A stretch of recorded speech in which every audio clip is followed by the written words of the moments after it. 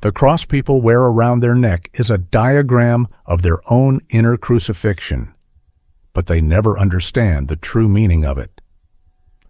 George Gurdjieff looked at the central symbol of Christianity and saw something radically different from what centuries of theology had taught. He didn't deny that Jesus of Nazareth was crucified under Pontius Pilate, nor did he dismiss the historical reality of the execution. What he challenged was the comfortable belief that this ancient event somehow accomplished spiritual transformation on behalf of humanity, requiring nothing from believers except faith and worship. According to Gurdjieff's teachings documented in the book In Search of the Miraculous, the crucifixion represents a lawful inner process that must occur in any human being who genuinely attempts to awaken. The cross is not primarily a theological doctrine or moral lesson. It's a precise description of what happens when consciousness enters mechanical life. Christ's death wasn't about saving humanity through belief. It was about showing what awakening actually costs. So this episode will reveal the esoteric meaning of Christ's whole crucifixion process based on Gurdjieff's documented teachings. If you're new to the channel, subscribe and stay connected with our community for more wisdom. To understand why crucifixion becomes necessary, one must first recognize the actual condition of ordinary human beings. Gurdjieff's teaching, systematized in Ouspensky's record, describes mechanical existence with uncomfortable precision. Thoughts arise automatically, triggered by associations rather than conscious choice. Emotions react according to programmed patterns established in childhood. Actions repeat themselves endlessly, while people imagine they're making free decisions. This mechanical structure forms what Gurdjieff called false personality in his Paris meetings during the 1940s. It's a constructed self made entirely of borrowed materials, habits copied from parents, opinions absorbed from culture, reactions conditioned by experience, and identifications formed to protect against vulnerability. A false personality believes itself to be the real you. It maintains elaborate stories about who you are, what you want, and what you deserve. The terrifying truth Gurdjieff revealed through decades of teaching is that most people have no authentic self beneath their false personality. Essence stopped developing around age 5 or 6, frozen at childhood levels, while personality grew increasingly sophisticated in its defenses and justifications. An educated adult with complex thoughts and refined tastes may possess the essence of a frightened child, operating through mechanical patterns that were established before memory. Awakening threatens this entire structure. Real consciousness cannot coexist with mechanical functioning. When genuine awareness begins to emerge, it exposes the illusions false personality depends on for survival. This creates an inevitable conflict. One of them must die. Either consciousness will be suppressed and forgotten, or false personality will be dismantled piece by agonizing piece. There is no compromise, no comfortable middle ground where both can peacefully coexist. The crucifixion represents this death of false personality under the steady gaze of conscious awareness. Christ on the cross becomes a symbol of what must happen to the constructed self when it can no longer avoid seeing its own emptiness. In Gurdjieff's esoteric interpretation documented by students like Maurice Nicole, Christ represents a fully conscious principle rather than a passive savior figure. Christ is awakened intelligence acting within life, demonstrating the possibility of genuine being rather than mechanical existence. The Christ symbol encompasses several essential qualities. It represents pure awareness that observes without identification, unity instead of the multiplicity of contradictory desires and thoughts. Christ is a symbol of the real I that represents something permanent rather than temporary. He is a conscious will that can genuinely choose rather than merely react to stimuli. The forces arrayed against Christ in the gospel narrative are not supernatural demons or cosmic evil. They're the mechanical patterns of ordinary life, such as comfort-seeking, fear of change, attachment to habit, social pressure to conform, and the gravitational pull of ignorance. When consciousness attempts to establish itself within mechanical existence, these forces mobilize against it with surprising intensity and cunning. The crucifixion is what happens when you introduce real consciousness into a life that has been running automatically for decades. Mechanical parts that have governed behavior since childhood suddenly face something that can see them, question them, and refuse to obey them. Their response is predictable. They attack, they justify, they create crises, they generate powerful emotions designed to overwhelm the fragile awareness trying to establish itself. Gurdjieff's cosmology, expressed symbolically in Beelzebub's tales, reveals that the cross's shape is not accidental. It represents the intersection of two fundamental forces that must meet in anyone attempting to awaken.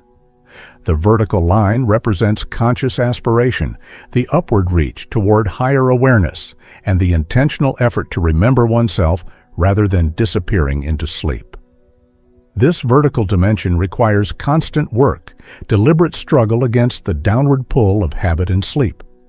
It's the dimension of evolution and the possible development beyond the limitations nature has imposed. The horizontal line represents ordinary life with all its demands. In the modern world, they can be seen as relationships that require attention, obligations that must be met, responsibilities that cannot be avoided, and the endless stream of professional situations demanding response. This is the dimension of daily existence where bills need paying, conversations must happen, decisions require making, and problems demand solving. The crucial insight in Gurdjieff's teaching, emphasized throughout his practical instructions, is that awakening doesn't happen through escape from horizontal life into some vertical monastery of pure consciousness. One must remain fully engaged in ordinary existence while simultaneously introducing the vertical dimension of conscious effort. The intersection of these two dimensions produces the cross. This intersection is where friction occurs. This friction generates suffering that cannot be avoided by anyone seriously engaged in inner work, not even Jesus himself. Trying to maintain consciousness while dealing with difficult people, staying present while performing boring tasks, and remembering yourself during emotional storms creates constant tension between vertical aspiration and horizontal demands. Gurdjieff didn't deny the fact that consciousness hurts. But he wasn't suggesting that truth itself is cruel or that awakening inherently produces pain. The suffering comes from illusion-resisting exposure and from the death throes of false personality as it recognizes its own emptiness. When awareness increases beyond mechanical levels, several painful recognitions become unavoidable. Self-deception that has operated for decades suddenly becomes visible in all its elaborate complexity. Inner contradictions that the personality had carefully concealed reveal themselves with shocking clarity. Comfortable lies that made life bearable collapse under honest observation. Sources of pleasure that once provided satisfaction lose their authority when consciousness sees them as mere mechanical reactions. This produces what Gurdjieff termed intentional suffering in Beelzebub's tales and throughout his oral teaching. It's not accidental pain from circumstances beyond control. It's the specific suffering that comes from seeing oneself without possibility of escape, from witnessing one's own mechanicalness while being unable to immediately change it. Gurdjieff emphasized that no amount of comfortable spiritual practice or pleasant meditation will produce lasting transformation. Only the friction generated by attempting to be conscious while mechanical patterns resist creates the heat necessary for real change. The crucifixion symbolizes this stage where suffering becomes unavoidable. The constructed self is being destroyed, yet nothing permanent has emerged to replace it. Hanging between two thieves represents consciousness suspended between the dying past and the uncertain future, experiencing the full weight of transformation's demands. The Gospel narrative records that Christ was betrayed by Judas, who was one of his closest disciples. In Gurdjieff's psychological interpretation, betrayal represents the inevitable division within anyone attempting transformation. When inner work begins, different parts of the psyche respond differently. One part genuinely wants truth and is willing to pay whatever price awakening demands. Another part wants comfort and security more than truth. A third part craves recognition and validation from others. A fourth part simply wants to return to sleep, where everything was easier. These parts don't cooperate toward a common goal. They compete, each attempting to control the organism for its own purposes. At critical moments in the work when real transformation becomes possible, weaker parts sabotage conscious effort through familiar mechanisms. Sudden illness that makes practice impossible, emotional crisis that demands all attention, unexpected opportunities that seem more important. Gurdjieff taught that awakening is always betrayed from within before external circumstances can betray it. The enemy is never primarily outside. A false personality will sacrifice anything, create any drama, and generate any crisis to prevent consciousness from establishing a permanent presence. Like Judas leading soldiers to arrest Christ, mechanical parts will actively conspire to destroy conscious awareness the moment it threatens their dominance. Understanding this internal betrayal becomes essential for anyone engaged in serious work. When practices collapse, commitments fail, and resolutions evaporate, the culprit usually lies in parts of oneself that never genuinely agreed to transformation. They were willing to play along when the work felt interesting or provided some secondary benefit, but they turned against it the moment a real sacrifice became necessary. The Gospels record that before crucifixion, Roman soldiers mocked Christ, placing a crown of thorns on his head, pretending to honor him as king. Psychologically, this represents what happens to anyone who attempts to live consciously within mechanical society. Others misunderstand the effort completely, interpreting presence as pretension or self-observation as self-absorption. Inner voices ridicule the work, suggesting it's a pointless effort that accomplishes nothing visible. Pride disguises itself as humility, claiming that attempting consciousness demonstrates arrogance about one's own importance. The suffering involved feels meaningless when measured against ordinary standards of success and achievement. Gurdjieff warned repeatedly in his teaching, documented throughout student accounts, that the work produces no immediate rewards that false personality can recognize and celebrate. Consciousness doesn't come with certificates, doesn't generate respect, and doesn't provide the kind of satisfaction that false personality craves. Instead, it brings increasing awareness of how mechanical one actually is, how little genuine choice exists, and how thoroughly false personality has dominated existence. The crown of thorns symbolizes consciousness surrounded by pain rather than glory. Each insight into one's own mechanicalness, each recognition of how thoroughly one has been lying to oneself, each moment of seeing how powerless awareness is against ingrained patterns creates another thorn pressing into conscious perception. Awakening isn't rewarded with pleasant feelings or social validation. It's tested through experiences that would make most people abandon the effort and return to comfortable sleep. One of the most misunderstood moments in the crucifixion narrative appears when Christ says, "Father, forgive them, for they know not what they do." Traditional interpretation treats this as a supreme moral virtue, the ultimate example of Christian charity toward enemies. Gurdjieff's interpretation points towards something more radical than moral goodness. Christ isn't reacting emotionally to his tormentors. He's not resisting their actions or justifying his own position. He's not condemning them or generating internal drama about their unfairness. This represents complete inner freedom from mechanical emotional reaction. True forgiveness in Gurdjieff's system isn't kindness or compassion as ordinarily understood. It's mastery over identification with negative emotions, When someone insults you, your mechanical reaction is to feel hurt, to defend yourself, to strike back mentally or verbally. This reaction happens automatically, triggered by programmed responses that operate below. The person who has developed real consciousness can observe an insult arriving, can see a mechanical reaction beginning to form, yet can choose not to identify with this reaction. The emotion may still arise in the body, but there's a separation between awareness and the mechanical response. Consciousness doesn't merge with the reaction, but maintains separation that allows choice about whether to express what arises. This non-identification is what Christ demonstrates through forgiveness. He's not generating positive feelings to counteract negative ones. He's simply not identified with the mechanical responses that torment would ordinarily produce.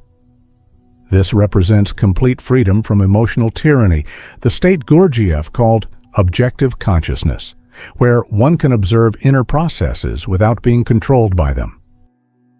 My God, why have you forsaken me? This cry from the cross represents the most crucial moment in Gurdjieff's interpretation of crucifixion as an inner process. At a certain stage of your extreme work on consciousness, external supports and internal consolations simultaneously vanish. Old comforts that once provided security no longer work. Emotional consolation that made suffering bearable disappears. Beliefs that gave meaning to struggle lose their power to motivate.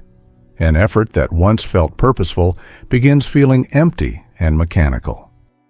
The work itself, which had been a source of hope and identity, reveals itself as potentially just another elaborate structure, false personality, constructed to feel special. This is not failure or evidence that the method doesn't work. It's the final stripping away of imagination, the last comfortable illusion being dissolved. Consciousness must learn to stand alone without reward, without consolation. Only then can real independence emerge, which is no longer dependent on anything external or internal for its continued existence. Gurdjieff taught in his final years, recorded in Paris Meetings 1943, that this stage separates those who genuinely want transformation from those who merely want interesting experiences and pleasant states. When all supports vanish and nothing remains except naked awareness facing its own emptiness, most people retreat. They return to sleep, perhaps maintaining intellectual interest in the work while abandoning actual practice.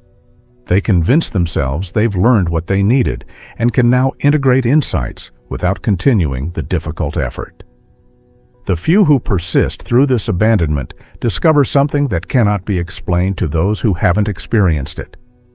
Consciousness that continues when every reason for continuing has disappeared reveals itself as independent of reasons, motivations, or supports. What dies on the cross is not the physical body, though Gurdjieff acknowledged the historical crucifixion occurred.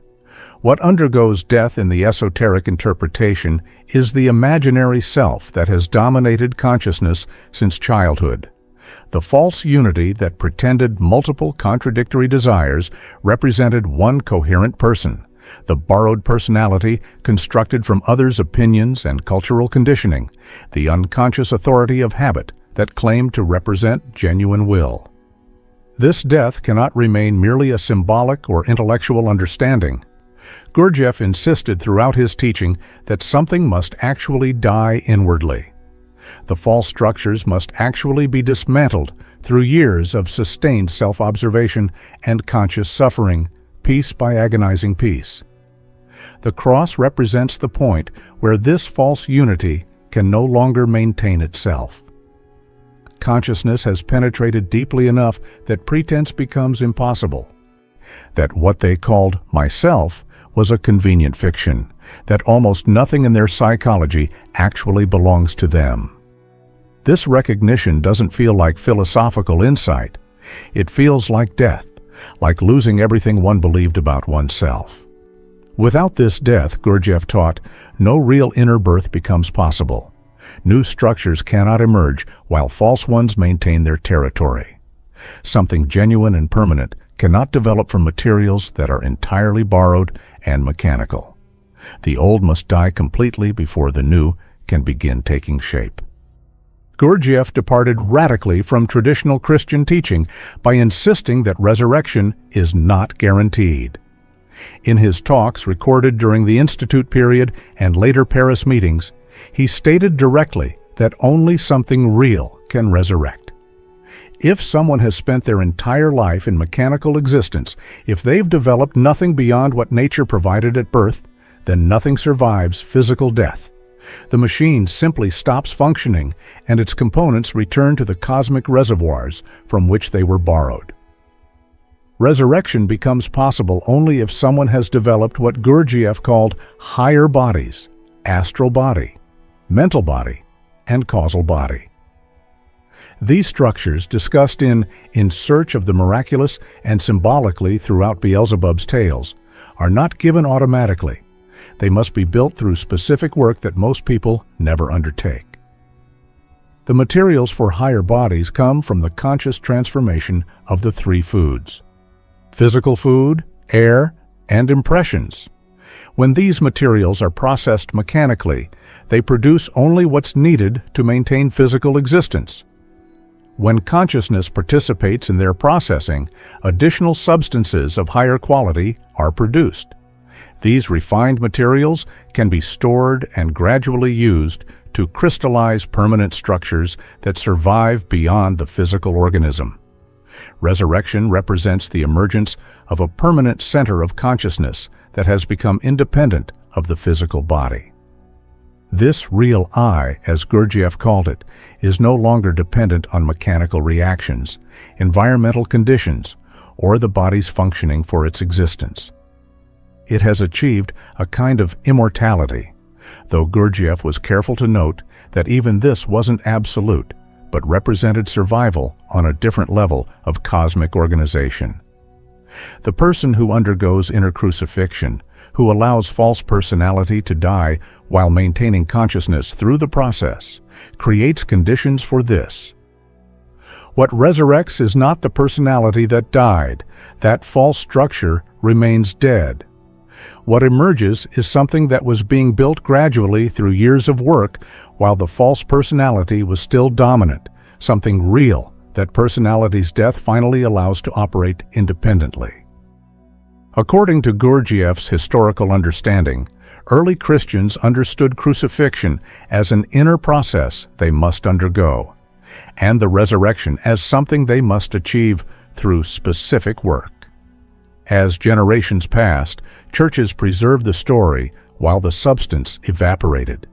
Symbols remained, but their meanings were forgotten or deliberately concealed. Rituals multiplied, creating elaborate ceremonies around events that were originally instructions for inner work. The transformation process became something to believe in rather than something to undergo. By the time institutional Christianity dominated Western civilization, almost nothing remained of the esoteric core. People worshiped the cross as a holy symbol while avoiding the actual process it represents. They celebrated resurrection as a historical miracle while never attempting the inner work that makes individual resurrection possible. They built theological structures explaining salvation through Christ's sacrifice while missing the point. Christ demonstrated what transformation requires, not accomplished it on behalf of others. This loss wasn't primarily due to conspiracy or corruption, though those played roles. The deeper problem, emphasized repeatedly in Gurdjieff's teaching, is that genuine esoteric knowledge cannot be transmitted through words alone. It requires direct transmission from teacher to student within specific conditions that support actual work. When these living schools disappear, written teachings become increasingly distorted until only external forms remain. The churches preserved Christianity's body while its soul departed. The challenge Gurdjieff set himself was to recover that soul, translating ancient wisdom about human transformation into forms that Western minds could potentially understand and apply. In Gurdjieff's esoteric interpretation, the crucifixion can be understood as the inevitable suffering that occurs when real consciousness confronts mechanical life, resulting in the death of false identity and the possible birth of genuine being. This isn't comfortable religious teaching offering salvation through belief. It's practical psychology describing actual processes that anyone attempting awakening will encounter. The cross you wear as jewelry or see in churches is a diagram of transformation. Christ represents the conscious principle that must be developed within yourself. The crucifixion describes what happens to everything false when consciousness refuses to look away.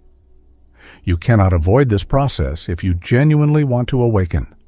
There are no shortcuts, no comfortable methods, and no techniques that produce transformation without the death of what you currently imagine yourself to be. A false personality will not voluntarily step aside. It must be crucified through sustained conscious effort that refuses to identify with mechanical reactions even as they continue arising. The question Gurdjieff's teaching poses is whether you're willing to undergo what the symbol represents.